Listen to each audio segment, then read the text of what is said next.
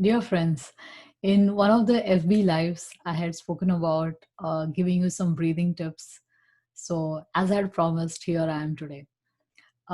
Today, I just want to bring in the connection of how important is breathing for our, not only for our heart health, but for our overall well being. Um, in yoga, we have something known as pranayam. Pran means life force, ayam is control. And when we combine that word together, pran and ayam is pranayam, in which we emphasize a lot on the breathing techniques. So, one of the correlation which I want to bring about is that how breathing is linked to your lifespan. Okay, have you ever thought of that? I mean, let's talk about like the animal kingdom. Okay, you must have seen like dogs. They have like like you have seen that, right? So it's like almost breathing 24 to 30 times a minute, and the lifespan is pretty short, like as low as 5 years to 12 years, or like 14, 15 years. And if you look at elephant, it's like almost like more than 100 years. They breathe almost like 4 to 5 times a minute. In fact, the whole concept of pranayam, that is controlling this breathing, came in yoga because the ancient rishis, I mean, the scientists of India, they used to live very long for like, almost 150 years. And in fact, nowadays, the people who are into longevity and lifespan, they're all talking about that we are all designed to live for like 125 and 150 years, but with all these environmental issues and the way the things are happening, we are not able to actually live to our fullest potential. And your friends, so whoever is interested in health and well-being and should focus on breathing. So let's get into the basics. In fact, I will tell you something which was shocking even to me. I was a medical student way back in the 90s, and I had a lot of this sneezing and a lot of stuff happening with me. And if I'll go to my allopathic ENT department, they would give me antibiotics and steroids and some anti-allergics to suppress the whole thing. And I was just getting crazy because I didn't like to take antibiotics. And then I decided to do a yoga course at the age of like 19 years. And that was my first, like what to say, the rendezvous with uh, the practice of yoga and meditation and breathing. And to my surprise, like in almost a month, my sneezing episodes and all those cough episodes reduced by almost 80%. And within a year, I was almost good.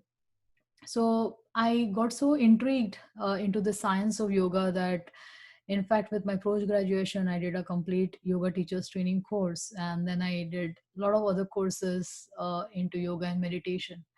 Anyways, to cut long story short, what I mean to say is that that episode which I was going to talk was, uh, I realized that I was breathing wrong. Okay, so imagine like we study anatomy, physiology, so we are externally studying everything, but we never look into ourselves. So when I was learning breathing, like actually, like you must have seen how a child breathes, right? So how you see their abdominal wall going up and down, up and down.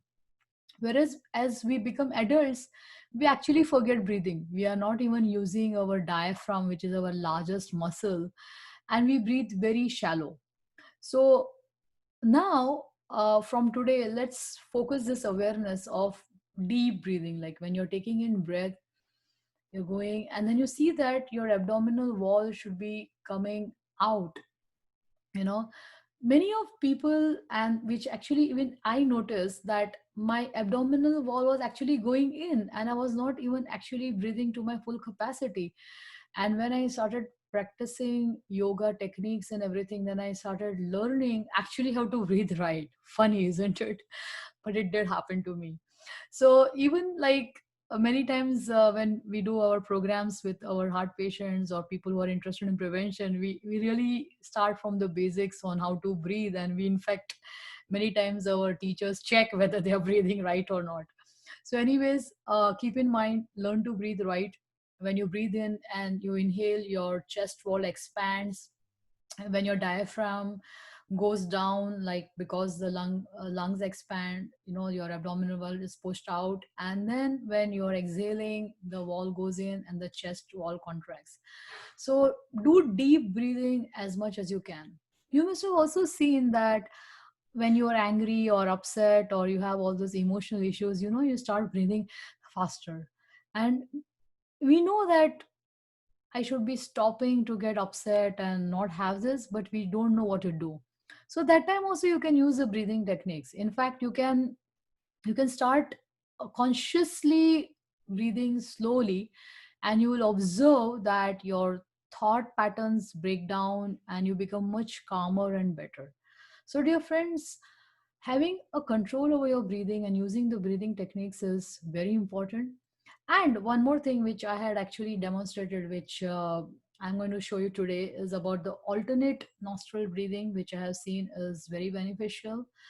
And so what you do in this technique is that, like, you close your right nostril with your right thumb, okay, and you breathe in through your left nostril. You can do it up to a count of 3 or 5, or some people have got good capacity, can go up to 10, like whatever it is. But on an average, I have seen that people can do up to, like, count of 3 to 5, so say let's we catch on 5. So say you breathe in for 5 seconds, like,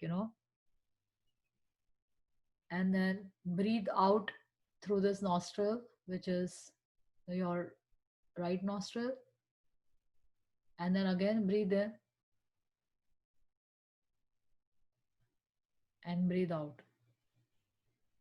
So this constitutes one round, okay?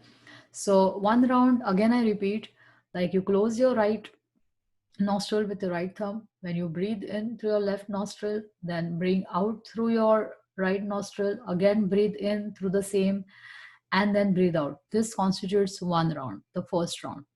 Then the second round would be go opposite, like close your, like, left side of the nostril, okay, and breathe in 5 seconds, then breathe out through your left nostril, again breathe in and breathe out. This completes the second round, and like that you keep on doing alternate. You can go up to 10 rounds in one sitting. Generally, always keep in mind that whenever you're doing breathing exercises, you are either on an empty stomach, or 2 hours after breakfast, or like 3-4 hours after lunch to get maximum benefits. You can sit on the floor with cross-legged, or you can sit like how I'm sitting right now on a chair with your back straight and your spine erect.